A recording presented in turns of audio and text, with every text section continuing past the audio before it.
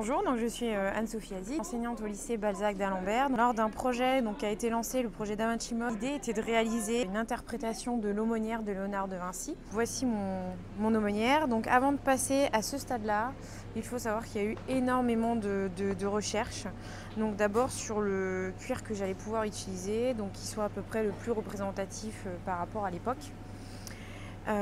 D'autant plus que du coup il y avait une pièce métallique qui a été représentée sur ce dessin et donc grâce à un monsieur dans la région qui travaille le métal, il m'a réalisé donc cette pièce métallique. Avant de partir sur cette aumônière vraiment finale, tout d'abord j'ai réalisé de nombreux essais sur tout ce qui est relief. La partie vraiment la plus travaillée c'est surtout le rabat.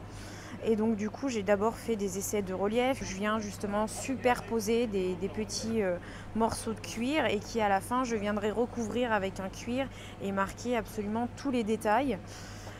Faut savoir que le cuir n'était pas de cette couleur là de base, mais donc c'est une vachette végétale naturelle, donc on dit VVN, donc qui est de couleur blanche beige. Donc qui est vraiment très clair, et donc après à l'aide de teintures spécialisées pour le cuir, je suis venue colorer toutes mes pièces. Ensuite je suis venue marquer vraiment les détails avec des cires à patiner. Je suis vraiment venue marquer au plus les détails les plus importants je trouvais par rapport au plan.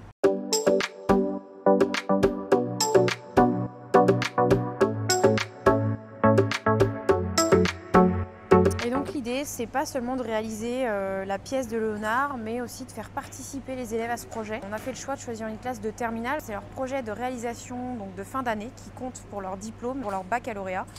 Et donc l'idée était, à partir de dessins de la Renaissance, du croquis qui a été fourni, de faire une interprétation de cette aumônière de Léonard par une gamme de couleurs qui a été donnée donc de cuir.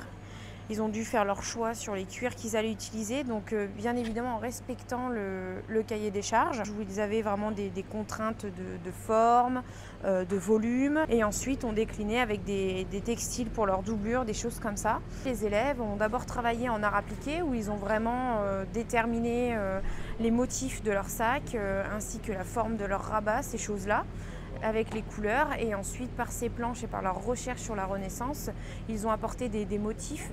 Donc chaque pièce sera vraiment unique car chaque élève a déterminé son projet, son produit.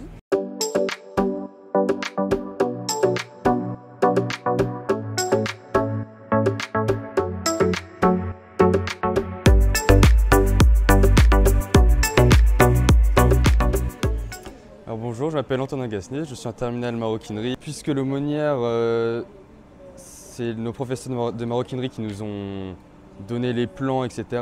Nous, c'était plus le côté des matériaux et notre rabat aussi qu'on devait modifier. Donc là, il va y avoir les emplacements de quelques décorations du thème de la Renaissance. Tout ce qui est prototype, avec le demi-produit, savoir les différentes matières, les finitions, etc.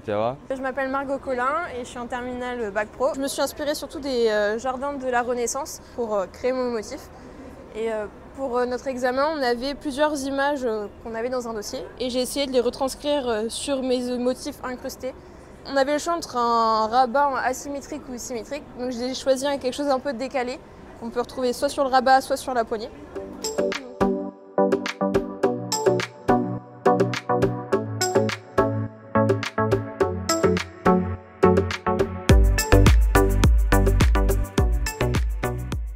Donc, je m'appelle Agathe Béranger, je suis enseignante au lycée professionnel d'Alembert à Issoudun. Et donc nous travaillons en partenariat avec le PATMAT pour la réalisation d'un pourpoint inspiré d'une pièce qui existe au musée de Londres, une pièce qui date du XVIe siècle.